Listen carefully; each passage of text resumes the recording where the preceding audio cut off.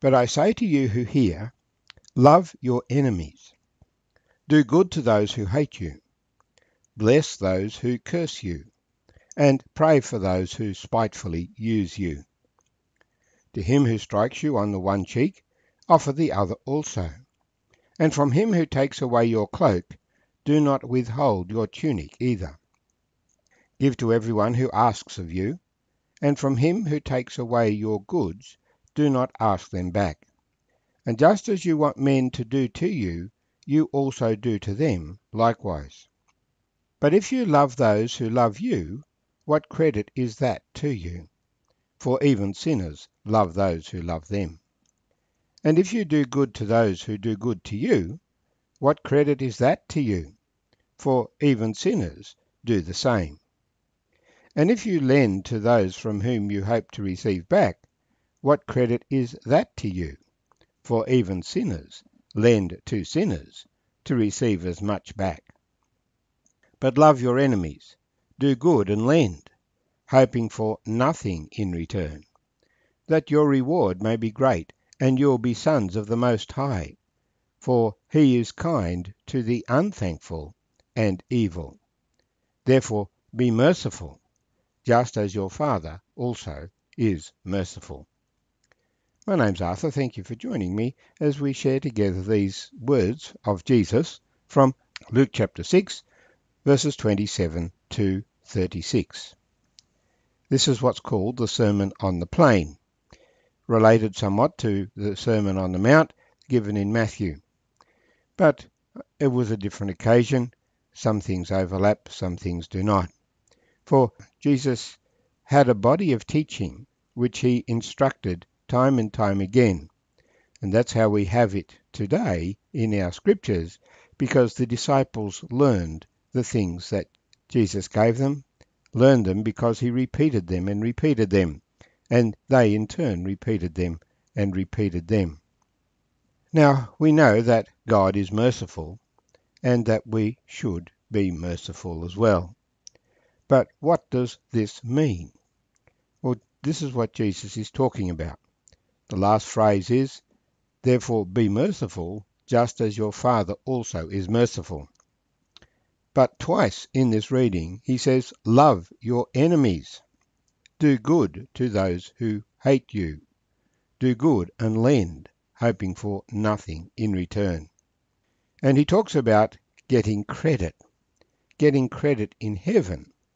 And if you do something that you are paid for on earth, then there will be no credit in heaven to you for that. But if you do things for which there is no repayment on earth, then there will be credit earned in heaven. We need to understand that our earthly life is to be lived with regard to eternity, not just with regard to the present. The present thinking is, eat, drink, and be merry, for tomorrow we die. In other words, there is nothing in the future. But God's word says everything is in the future. You live and suffer in the present, that you might have glory in the future. So these verses have a very strong emphasis on doing good. It is a principle of what it means to be a Christian, a disciple of Jesus, is to do good. Do good to those who hate you. Do good to those who cannot pay you back. Do good in the name of the Lord Jesus for the glory of his name. And so this is what Jesus is teaching. Do good to those who hate you. Now, this doesn't mean we shouldn't do good to those who love you. That's what sinners do. That's normal. People are good to one another when people are good to them. There is a reciprocality, a paying back of good for good and evil for evil in this world. But what Jesus is saying is, if you want credit in heaven, then you must pay back good for evil as well as good for good, and do evil to no man. So do good to those who hate you. Bless those who curse you. Just because somebody opposes you and makes life difficult for you doesn't mean you should withhold your goodness to them. In fact, you should pray for those who spitefully use you, those who take advantage of you. you realize that you're being taken advantage of. Pray for them that they might repent, that they might learn a better way. What about the person who beats you up? To the one who strikes you on the one cheek, offer the other also. The thinking of the world is pay back. And usually when you pay back a bit more than you received, just so that you intimidate your opponent not to take you on again. But that approach easily escalates into war. This principle was shown in the story of Lamech in Genesis chapter 4. Lamech had 2 wives, and he said to his wives Adah and Zillah, "Hear my voice. Wives of Lamech, listen to my speech. For I have killed a man for wounding me, even a young man for hurting me. If Cain be avenged 7-fold, then Lamech 77-fold. Lamech says, "Who is this young man to injure me, to hurt me? I'll deal with him. I've killed him." This is worldly thinking, the thinking of Lamech. But God's thinking and Jesus' instructions to us is the opposite. If someone hurts you, don't even protect yourself from being struck again. If someone would take away your cloak, then don't try and avoid him so that he doesn't take your tunic as well. If he wants to take your tunic, let him have that as well. Give to everyone who asks of you, and from him who takes away your goods, do not ask them back. Now, there are real issues when it comes to giving when you are relatively rich, and there are many people who are begging for some of that money, because there are people who make their whole life just from asking, and we get a bit cross with those who do not work for their money, but just ask. And so this led Paul to say that if a man does not work, he shall not eat, and not to just give money to people who become dependent on the church when there are family members who could support them. And that leads to principles of working for the dole and so forth.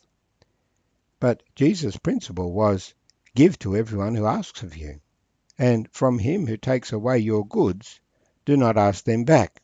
The thief who comes in and takes away something, or the bully who comes in and takes it away, let him have it.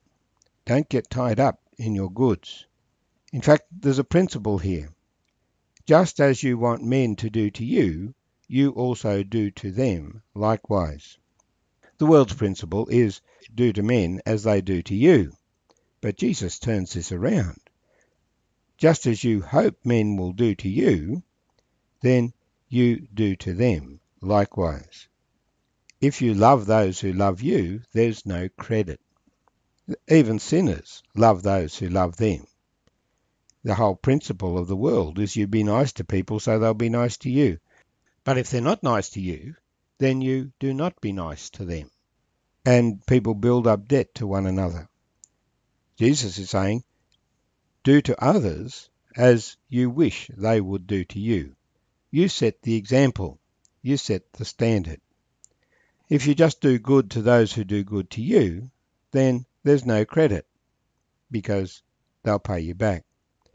If you lend to those whom you hope to receive back, what credit is that to you? For even sinners lend to sinners to receive as much back again. We keep records, accounting of what people owe us. But Jesus is saying don't keep records of what people owe. Don't lend just so that you can receive back, but rather love your enemies. Do good and lend, hoping for nothing in return. That is, for in return now, because then your reward will be great.